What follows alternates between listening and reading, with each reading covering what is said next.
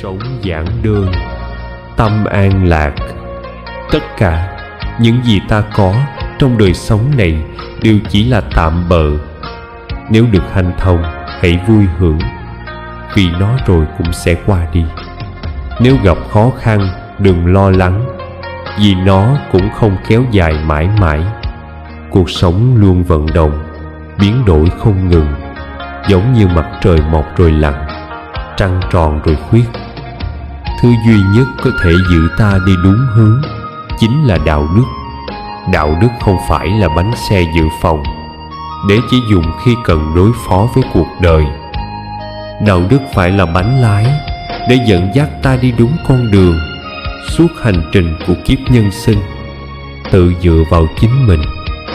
Khi có người giúp ta giải quyết một vấn đề nào đó, hãy biết ơn, nhưng đừng đặt niềm tin vĩnh viễn vào họ, vì đến một lúc nào đó họ có thể không còn giúp ta được nữa. Khi ấy ta phải tự tin vào khả năng và sức lực của chính mình. Bạn cũ là vàng, bạn mới là kim cương. Nhưng nếu có kim cương, đừng quên giá trị của vàng. Muốn giữ được kim cương, ta luôn cần vàng để bọc lấy. Tình bạn cũng vậy, được vun đắp bằng sự chân thành, nâng niu thì mới bền vững. Sống nhẹ nhàng, yêu thương chân thành. Tình bạn giống như một quyển sách, có thể mất vài năm để viết, nhưng chỉ cần vài phút để đốt cháy. Lo lắng không giúp bạn giải quyết khó khăn của ngày mai, nhưng chắc chắn sẽ lấy đi sự bình an của hiện tại. Vậy nên hãy sống đơn giản, nói năng nhân hậu, yêu thương chân thành. Chiếc xe hơi có kính trước lớn hơn kính chiếu hậu, bởi vì quá khứ không quan trọng bằng tương lai. Dẫu vậy, đôi khi ta cũng cần nhìn lại phía sau để rút ra bài học, sống trọn vẹn với hiện tại và định hướng cho ngày mai. Và đừng quên, khi bạn cầu nguyện cho ai đó, vũ trụ sẽ lắng nghe và gửi năng lượng tốt lành đến người ấy. Khi bạn cảm thấy bình an và hạnh phúc, có thể đâu đó trên thế giới này ai đó đã cầu nguyện cho bạn. Lương thiện, ngọn đèn soi sáng tâm hồn. Hãy thử một lần nhìn cuộc đời bằng đôi mắt trẻ thơ. Bạn sẽ nghe được tiếng yêu thương từ sâu thẳm trái tim con người. Lòng lương thiện là ánh trăng sáng trong tâm hồn. Nó có thể chiếu rọi cả bầu trời tinh thần, cảm hóa và thay đổi những tâm hồn chai sạn nhất. Thiện niệm là một hạt giống, thiện tâm là một bông hoa, thiện hành là một trái ngọt. Mỗi người sinh ra đều mang theo một hạt giống thiện lương. Nếu được chăm sóc, tưới tẩm mỗi ngày, nó sẽ trở thành cây xanh vững chãi. Nhưng cũng có người đánh mất hạt giống đó, trở nên lạnh lẽo, thờ ơ. Lại có người làm giấy bẩn hạt giống ấy, dần trở thành tàn nhẫn, vô tâm. Không có ai không cần lương thiện, cũng chẳng có ai không thể cảm hóa. Ngay cả những trái tim lạnh như băng, cứng như sắt thép, cũng sẽ mềm lại khi chạm vào lòng từ bi chân thật. Làm việc thiện, đừng chờ đợi báo đáp.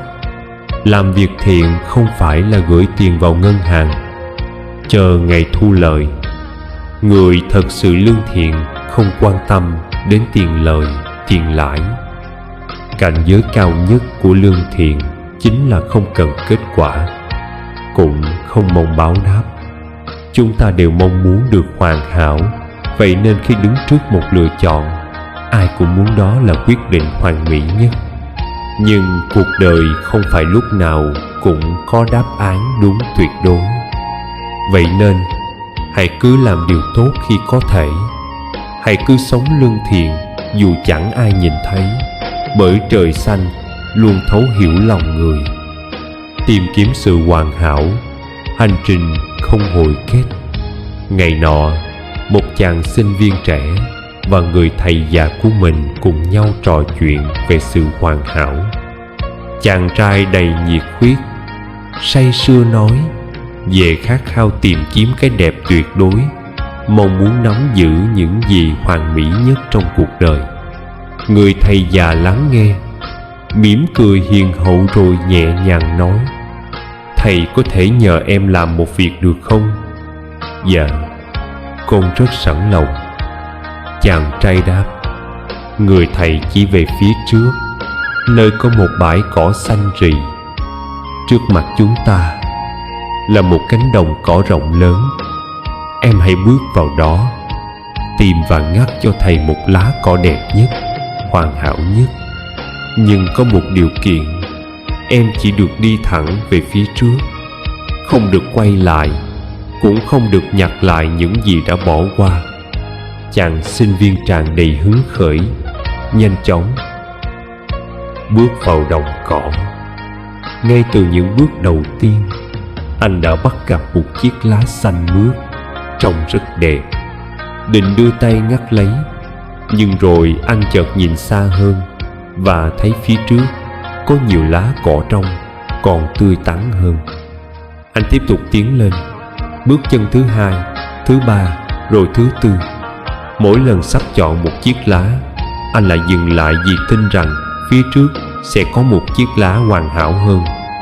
Cứ thế, anh miệt mài tìm kiếm, mãi đến khi đi đến cuối đồng cỏ, chàng trai mới nhận ra rằng xung quanh chỉ còn lưa thưa vài nhánh cỏ héo úa. Đành chấp nhận, anh cúi xuống nhặt lấy chiếc lá đẹp nhất trong số đó rồi quay lại. Trở về bên thầy, gương mặt anh không còn rạng rỡ như lúc đầu. Chàng trai lặng lẽ đưa chiếc lá cho người thầy. Nhận lấy, người thầy già mỉm cười hiền hòa và nói: "Thế đấy, con à, nếu con biết bằng lòng sớm hơn, có lẽ con đã chọn được một chiếc lá tươi đẹp hơn thế này rồi. Nhưng vì mải mê tìm kiếm sự hoàn hảo, con đã đánh mất nhiều cơ hội quý giá." Chàng sinh viên lặng người. Trong lòng anh bỗng dấy lên một cảm giác tiếc nuối và ngộ ra một chân lý sâu sắc. Trong cuộc đời, biết bao người cũng như chàng trai ấy. Vì mãi chạy theo một thứ hoàn mỹ không thực, họ bỏ lỡ những gì tốt đẹp ngay trước mắt. Chỉ đến khi ngoảnh lại, họ mới nhận ra những gì đã mất. Nhưng lúc đó thì đã quá muộn màng. Nuôi dưỡng thiện tâm. Trong cuộc sống, mọi thứ trên đời đều có nhân duyên nhất định. Giữa con người với nhau cũng vậy. Nếu bạn nhìn người khác bằng ánh mắt thiện lành, họ cũng sẽ hiện lên với sự thánh thiện. Nhưng nếu trong lòng đầy định kiến, người ta sẽ trở thành những ác quỷ trong mắt bạn. Giống như một chiếc gương, bạn mỉm cười với nó sẽ phản chiếu lại một khuôn mặt rạng rỡ. Nhưng nếu bạn cau mày, hình ảnh trong gương cũng trở nên u sầu. Trong các mối quan hệ, nếu bạn đối xử với người khác bằng sự tôn trọng, họ sẽ hồi đáp bằng sự chân thành. Nếu bạn cư xử nóng nảy, quát tháo, điều bạn nhận lại sẽ là sự oán giận và xa cách. Bởi vậy, hãy biết cách ứng xử. Với bạn bè, hãy chân thành. Với người thân, hãy tình nghĩa. Với người thương, hãy bao dung. Với kẻ thù, hãy biết thứ tha. Khi bạn giữ trong lòng những điều thiện lành, ứng xử với mọi người bằng trái tim bao dung, dần dần họ cũng sẽ cảm nhận được và hồi đáp lại bằng những điều tốt đẹp. Tâm thiện lành giống như một hạt giống. Nếu được vun trồng, tưới tẩm mỗi ngày, nó sẽ đâm chồi, nảy lộc, lan tỏa những hoa thơm trái ngọt. Nếu mỗi người đều biết nuôi dưỡng lòng lương thiện, chất lượng cuộc sống sẽ ngày càng được nâng cao và thế gian này sẽ trở nên tốt đẹp hơn. Lương thiện là cái gốc của đời người. Có câu nói: tướng tự tâm sinh, cảnh tùy tâm độ. Khi lòng ta đủ rộng, cuộc sống sẽ nhẹ nhàng hơn. Một người nếu lương thiện đủ lớn, phẩm chất ấy sẽ hiện lên trên khuôn mặt. lan tỏa đến những người xung quanh và đem lại những kết quả ngọt lành. Hãy nhớ rằng không nhìn ngó người khác thì lòng sẽ thanh thản, không tự thương hại bản thân thì tâm sẽ kiên cường, không lưu luyến quá khứ thì sẽ không ảo tưởng về tương lai. Biết trân trọng hiện tại, cuộc đời sẽ tràn đầy an nhiên. Trong nhân sinh có 4 điều cốt lõi mà mỗi người cần khắc ghi. Nhân phẩm, lấy trung thực làm trọng. Tâm địa, lấy lương thiện làm gốc. Tích đức, lấy cho đi làm phúc. Hành thiện, lấy hiếu thuận làm đầu. Chỉ cần giữ vững 4 điều này, cuộc sống tự nhiên sẽ bình yên và ý nghĩa. Giá trị của mối quan hệ chân thành. Người ta vẫn nói làm người uy tín là nền tảng, làm việc tận tâm là xuất phát điểm.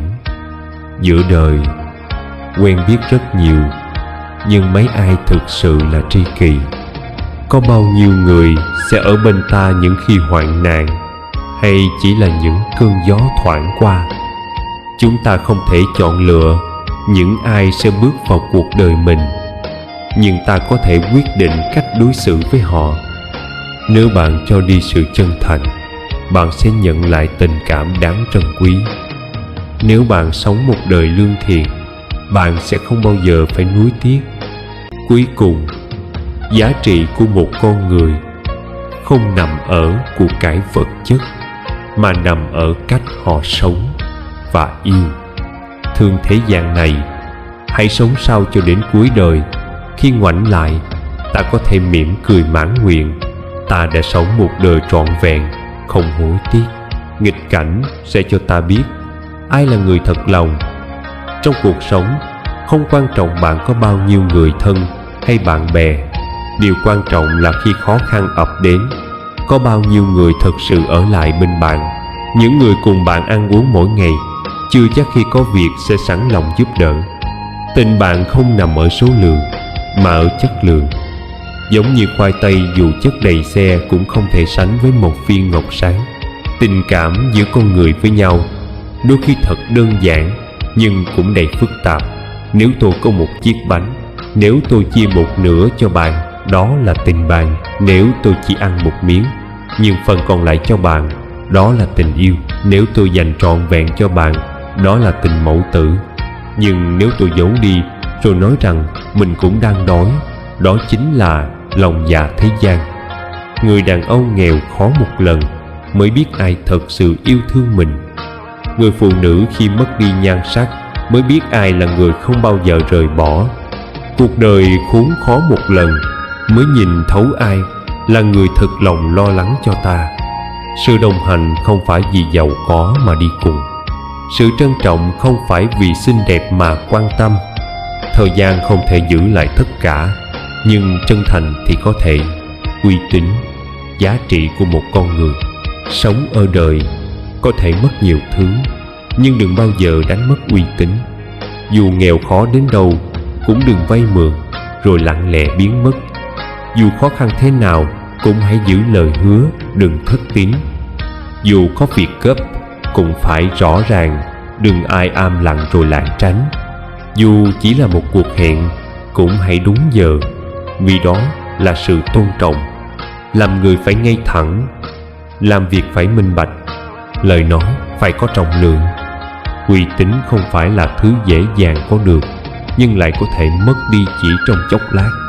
Một khi mất đi lòng tin của người khác, bạn có thể trắng tay mà không hay biết. Có người từng nói, người không có tiền vẫn có thể làm lại từ đầu, nhưng người mất đi uy tín khó có thể ngẩng cao đầu mà bước tiếp. Đừng lấy bụng ta suy bụng người. Đừng lúc nào cũng soi mói người khác mà quên mất rằng chính mình cũng chưa hoàn hảo. Đừng lúc nào cũng nhìn vào khuyết điểm của người đời mà quên rằng bản thân cũng còn nhiều thiếu sót. Đừng mãi chạy theo việc bình phẩm đúng sai mà quên mất sống lương thiện quan trọng hơn tranh cãi. Hãy sống ngay thẳng, hành vi chính trực thì đường đời tự khắc rộng mở. Tâm không gian dối thì sẽ chẳng lo sợ bị vạch trần. Một lời ác ý có thể khơi mào một cuộc tranh cãi, nhưng một lời thiện lành có thể hóa giải mọi muộn phiền. Lời nói là con dao hai lưỡi, có thể xây dựng nhưng cũng có thể phá hủy, có thể cứu người nhưng cũng có thể làm tổn thương cả một đời. Thế nên trước khi nói, hãy suy nghĩ thật kỹ. Đừng so sánh, hãy trở thành phiên bản tốt nhất của chính mình. Đừng suốt ngày ngưỡng mộ người khác mà quên đi giá trị của bản thân. Đừng mãi so sánh mình với người đời mà không ngừng trách móc số phận. Nếu suốt ngày mưu tính kế để kéo người khác xuống, chỉ bằng âm thầm nỗ lực để tự nâng mình lên. Nếu cứ mãi đố kỵ với thành công của người khác, chỉ bằng tự rèn luyện bản thân để có một vị trí xứng đáng hơn.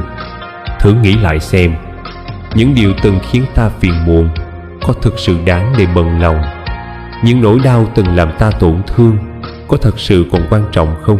Mọi chuyện trên đời này, chỉ cần ta tỉnh táo một chút, điềm tĩnh một chút, nghĩ thoáng một chút, thì tất cả cũng sẽ nhẹ nhàng như mây gió thoảng qua. Thay đổi góc nhìn, cuộc đời sẽ khác.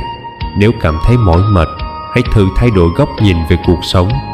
Nếu thấy áp lực, hãy thử thay đổi môi trường để hít thở bầu không khí mới.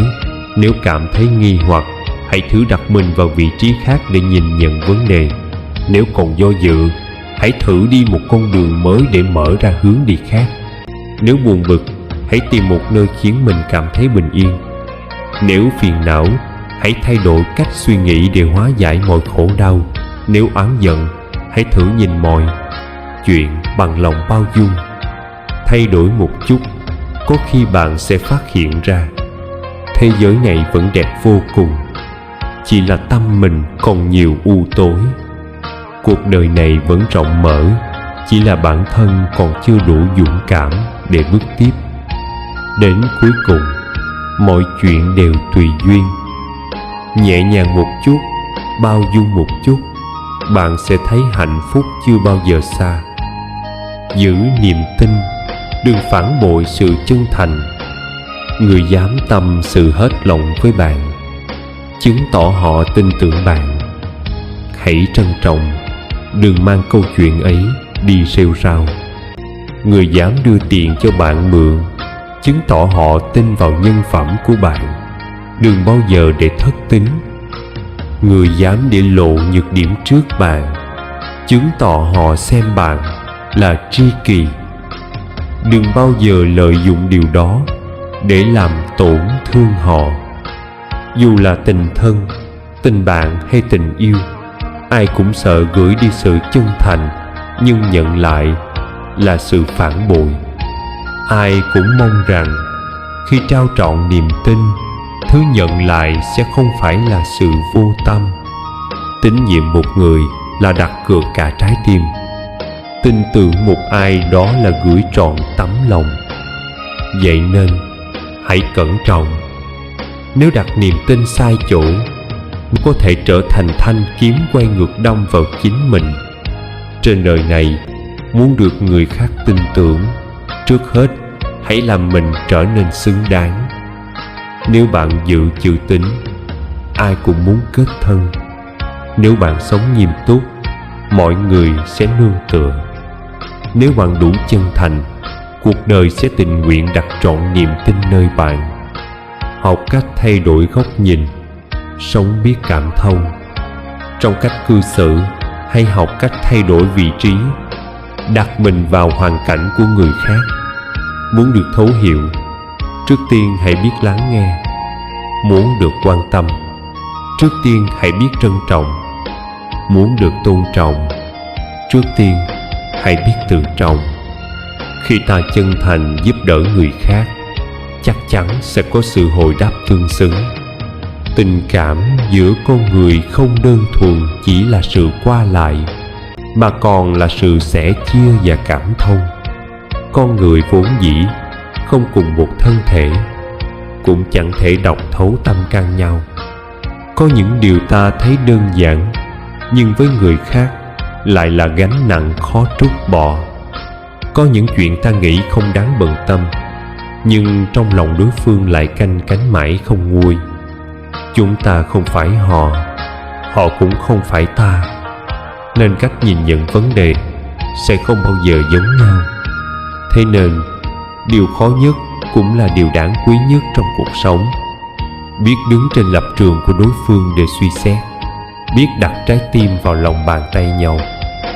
Nếu bạn có thể trân trọng những điều họ quan tâm, tự khắc sẽ tìm ra cách giải quyết nhẹ nhàng nhất. Một mối quan hệ bền vững là khi tôi hiểu sự nhiệt tình của bạn, dù khó khăn bao nhiêu, vẫn muốn giúp bạn hoàn thành tâm nguyện. Bạn hiểu sự trân trọng của tôi, nên giữ lấy tình cảm ấy trong lòng, không để nó trở thành gánh nặng. Thật lòng đối đãi, tình nghĩa mới sâu dày. Không ai trên đời là thập toàn thập mỹ. Công việc không phải lúc nào cũng thuận buồm xuôi gió. Con người cũng chẳng ai tránh khỏi những lúc khó khăn. Nếu biết cảm thông, phiền phức sẽ vơi bớt. Nếu biết nhường nhịn, mâu thuẫn sẽ hóa giải. Nếu biết trân trọng, tình nghĩa sẽ đậm sâu.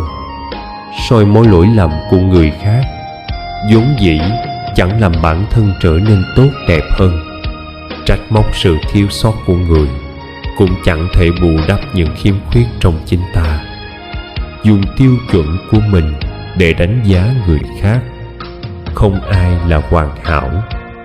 Dùng lòng bao dung để đối đãi với thế gian, sẽ thấy mọi thứ trở nên nhẹ nhàng hơn để bị lợi dụng. Sống lương thiện không có nghĩa là yếu đuối. Nhẫn nhịn không có nghĩa là ngu ngốc. Lương thiện là khi ta sẵn lòng giúp đỡ người khác, nhưng cũng biết đâu là giới hạn. Đừng vì quá tốt mà ai nhờ gì cũng giúp, đến khi bản thân khó khăn lại chẳng ai ở bên. Đừng vì quá rộng lượng mà điều gì cũng bỏ qua, đến khi bị tổn thương lại chẳng ai thấu hiểu. Đừng vì quá chân thành mà dốc hết lòng, đến khi nhận lại chỉ là sự dửng dưng và vô tâm. Người quen nhận sẽ quên mất cách cảm ơn. Người quen được giúp sẽ xem đó là lẽ đương nhiên. Hãy giữ lòng thiện lương, nhưng cũng biết cách đặt đúng người, đúng chỗ. Hãy sống chân thành, nhưng cũng biết cách bảo vệ chính mình. Nếu mãi hy sinh mà không ai trân trọng, hãy học cách dừng lại và buông tay. Làm người, điều quan trọng không phải là có bao nhiêu mối quan hệ, mà là bao nhiêu người thực sự chân thành với ta. Hãy trân trọng những ai ở bên khi ta cần, và buông bỏ những ai chỉ tìm đến khi họ cần. Vì đến cuối cùng, đời người không tính bằng số năm sống, mà tính bằng những khoảnh khắc ta thật sự bình yên và hạnh phúc.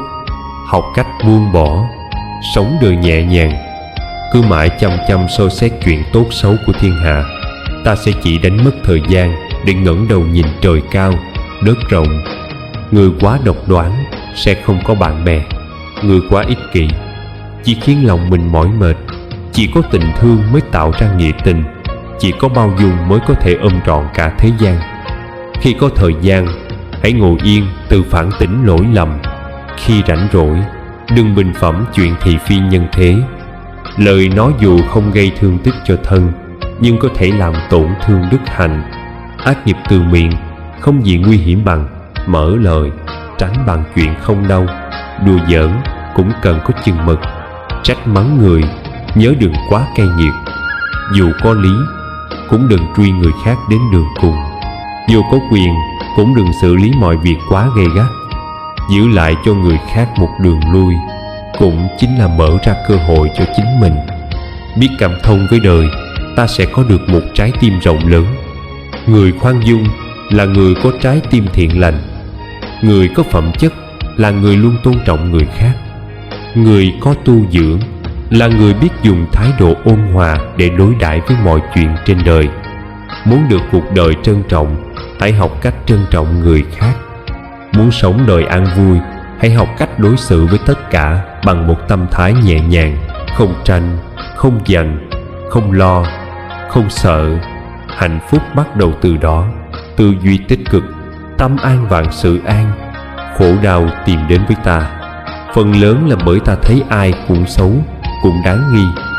Nhưng có bao giờ ta tự hỏi, Khi ta nghĩ xấu về một ai đó, chẳng phải tâm ta cũng đã xấu đi trước rồi hay sao? Ta chỉ có hạnh phúc, chỉ có đầy nghị lực để sống khi ta tin rằng xung quanh ta không có ai là xấu cả. Có những người chưa đủ điều kiện để biểu hiện điều tốt, có những người chưa đủ duyên để bộc lộ sự thiện lương. Hãy thực tập nhìn vào những điều tốt đẹp của người khác để tâm ta có cơ hội đi lên. Hãy thử một ngày, một tháng hay một năm không nghĩ ai là kẻ xấu. Hãy thử một lần đặt thiện cảm vào những người ta từng có ác cảm, rồi ta sẽ thấy tâm ta nhẹ nhàng hơn, lòng ta bình yên hơn, nhìn đời thanh thoát hơn. Hãy là một đốm lửa nhỏ giữa mùa đông để sưởi ấm nhân gian. Hãy là một giọt nước mát giữa mùa hè để xoa dịu lòng người. Hãy là ánh sáng dịu dàng để khi ai đó nhìn vào, họ thấy bình an. Không cần nhìn đời qua đôi mắt phán xét, không cần nhìn người bằng ánh nhìn nghi ngại. Hãy nhìn tất cả như chính nó đang là. Thế gian này tự khắc bình yên. Hãy chọn cách yêu thương, bao dung và cảm thông, để mỗi ngày trôi qua đều là những ngày đáng sống. Lời cảm ơn chân thành từ Tâm An Phật Ngôn. Chúng tôi xin gửi lời tri ân sâu sắc đến quý vị đã dành thời gian quý báu để theo dõi và ủng hộ kênh Tâm An Phật Ngôn. Sự quan tâm và đồng hành của quý vị chính là nguồn động viên to lớn, giúp chúng tôi không ngừng nỗ lực mang đến những bài giảng Phật Pháp đầy ý nghĩa, góp phần nâng cao đời sống theo lời dạy của Phật. Để không bỏ lỡ những video mới nhất, xin quý vị vui lòng đăng ký kênh và nhấn chuông thông báo. Điều này sẽ giúp quý vị dễ dàng cập nhật những nội dung hữu ích về giáo lý nhà Phật, những bài học sâu sắc về cuộc sống, giúp tâm an, trí sáng và lòng từ bi ngày càng rộng mở. Chúng tôi rất mong tiếp tục nhận được sự yêu thương và đồng hành của quý vị trong những video tiếp theo. Một lần nữa, xin chân thành cảm ơn và kính chúc quý vị luôn an vui, bình an và vạn sự như ý.